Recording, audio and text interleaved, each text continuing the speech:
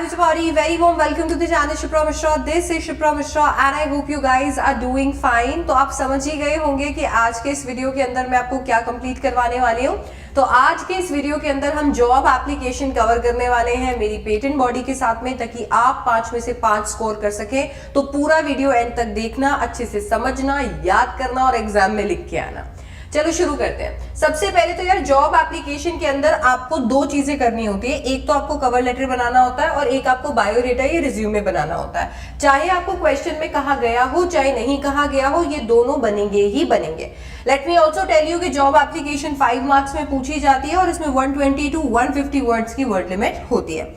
तो अगर हम कवर लेटर की बात करते हैं तो कवर लेटर बनाने के लिए सबसे पहले आपको सेंडर्स एड्रेस लिखना होता है, जो कि क्वेश्चन के अंदर गिवन होता है. अगर क्वेश्चन के अंदर गिवन नहीं है तो आप एग्जामिनेशन हॉल या कोई सूडो एड्रेस भी लिख सकते हो.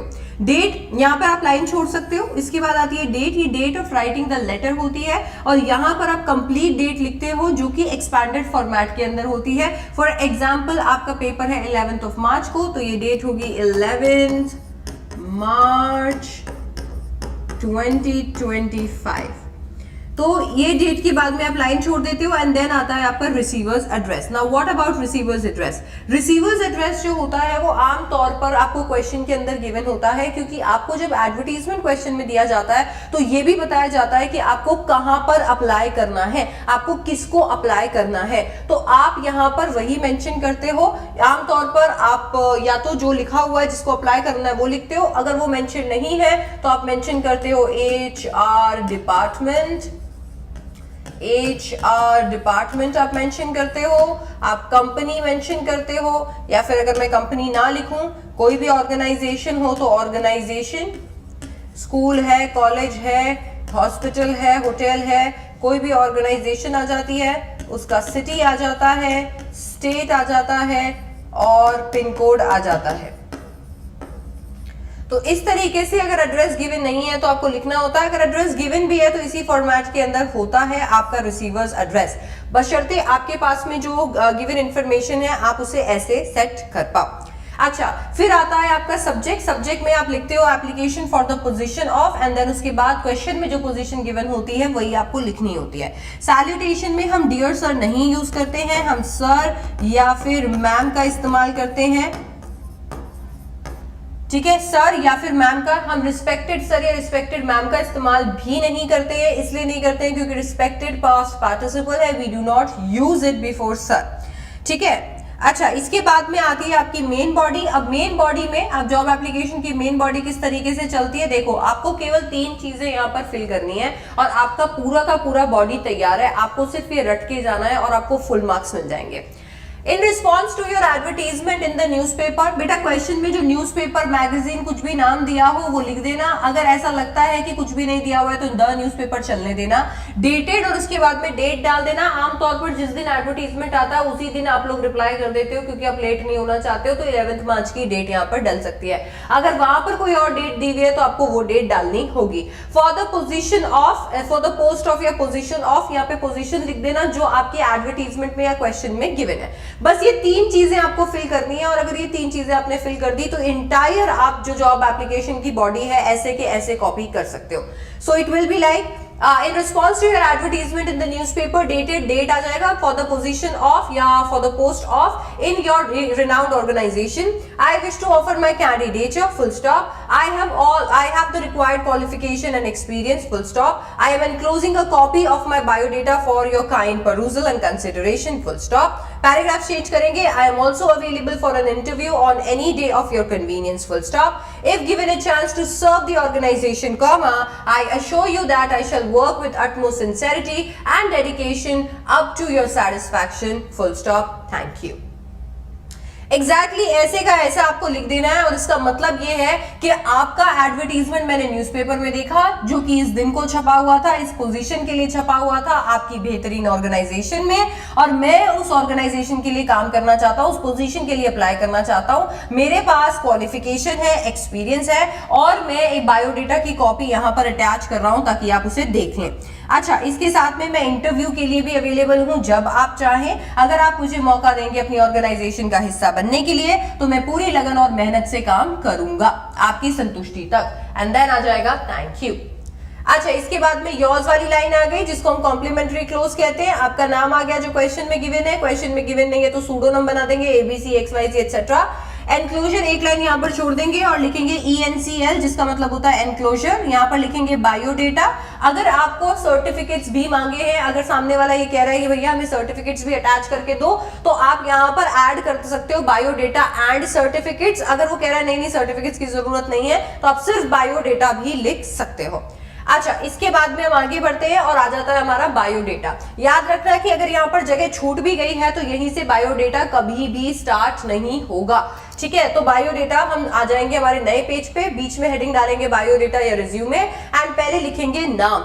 ठीक है, नाम क्वेश्चन में गिवन होगा, नहीं है तो हम अपना सूडोनम बनाएंगे। Mother's name, father's name, pseudonym बनाएंगे। डेट ऑफ बर्थ आ गया, इमेजिन कर लेंगे। मैरिटल स्टेटस यहाँ पर आप सिंगल रख सकते हो, चाहो तो मैरिड भी रख सकते हो। नेशनैलिटी इंडियन आ जाएगी। इसके बाद आपकी कॉन्टैक्ट डिटेल्स के अंदर आपका फोन नंबर आ जाएगा, आपकी ईमेल आईडी आ जाएगी। इसको भी इमेजिन कर लेना है, नहीं इमेजिन कर पा रहे हो तो 10 एक्सेस बना देना। ईमेल आईडी नाम के आगे @gmail.com लगा देना। परमानेंट एड्रेस, आपको एक एड्रेस इमेजिन करना है। इमेजिन नहीं कर पा रहे हो तो जो सेंडर्स एड्रेस है, अगर सेंडर्स एड्रेस दिया हुआ है तो सेंडर्स एड्रेस यहाँ पे आएगा। अगर सेंडर्स एड्रेस नहीं दिया हुआ है तो जो सेंडर्स एड्रेस में आपने सूडो एड्रेस बनाया वही यहाँ पर आएगा।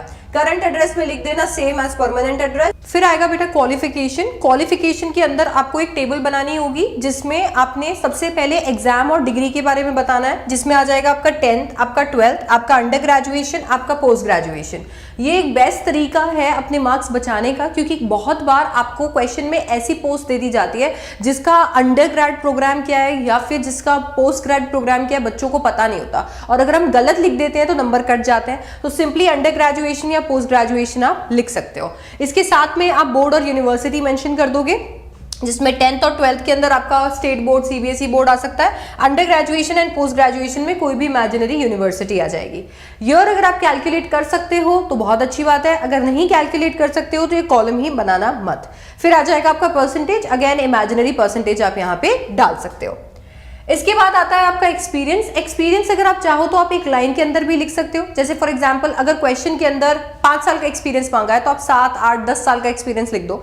अगर आप चाहो तो आप उसे टेबल के फॉर्मेट में भी बता सकते हो, जहां पर जो पोजीशन आपको क्वेश्चन में मांगी है उससे मिलती जुलती पोजीशन और इमेजिनरी ऑर्गेनाइजेशंस के नाम आप क्रिएट कर सकते हो और ईयर यहाँ पे डाल सकते हो।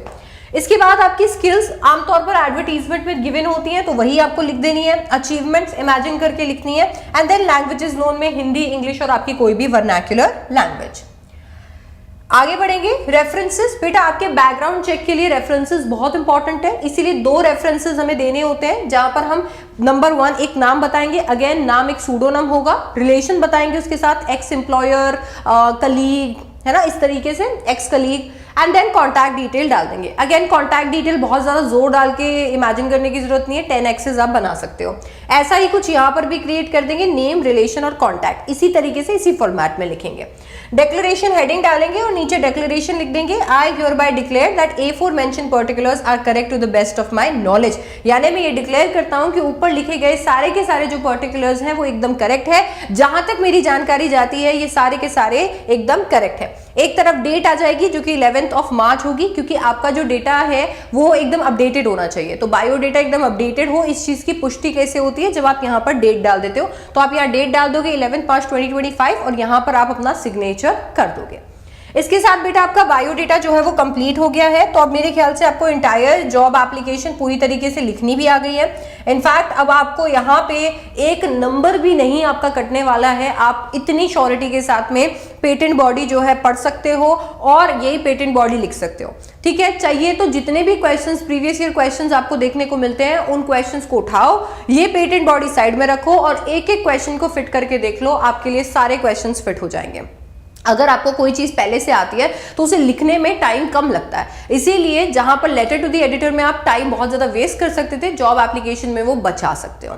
आई होप कि आपको ये वीडियो अच्छा लगा होगा। ऐसा ही है तो फिर फटाफट से यार अपने फ्रेंड्स के साथ में शेयर कर दो और वीडियो को भी लाइक करो। इनफैक्ट चैनल को भी सब्सक्राइब कर दो इसी तरीके की और सारी वीडियोस के लिए और अपनी क्लास 12 की इंग्लिश प्रिपरेशन के लिए। क्लास 12 के बाद CUET की इंग्लिश प्रिपरेशन करना चाहते हो तो आ जाओ, करवा देंगे, कोई दिक्कत नहीं है।